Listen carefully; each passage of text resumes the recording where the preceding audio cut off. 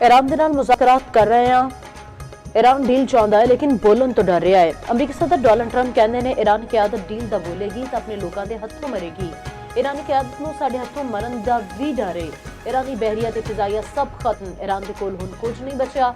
असीं दुनिया विच 8 जंगां रुकवाइयां, एक जित भी रहे हैं।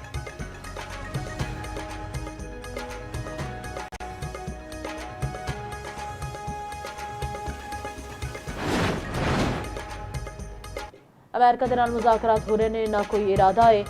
अमरीका मुख्तलिफ सालसियां के जरिए पैगाम भेज रहा है। पैगाम का मतलब मुज़ाकरात नहीं। ईरान के वज़ीर ख़ारजा अब्बास अराग़ची का कहना है ईरान जंग का खाहा नहीं, तनाज़ात का मुस्तकिल खात्मा चाहता है।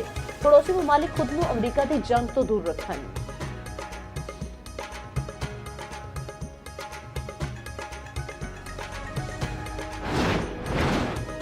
ईरान ने हार न मनी तो होर सख्त हमले करांगे। अमरीका की फिर धमकी। तर्जमान व्हाइट हाउस कैरोलाइन ल्यूड की मीडिया ब्रीफिंग। आखिया 15 नकाती मुतालबात तो मुतलिक बहुत मिस इन्फॉर्मेशन है। मुज़ाकरात उत्ते सरकारी ऐलान का इंतजार करन।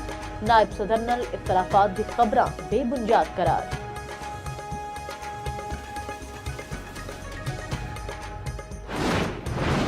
बादशाह दा नमाज पहला गया। कराची के मुख्तलिफ इलाकों में हल्की बारिश। बलोचिस्तान पंजाब ते केपी में मूसलाधार बारिशां। नदी नालियां में तुगयानी नाल सैलाबी सूरत हाल। मुख्तलिफ हादसात विच एक बच्चा जां बहक, बच्ची समेत 2 अफराद जख्मी। बारिशां दा स्पेल 3 मार्च तक जारी रहेगा।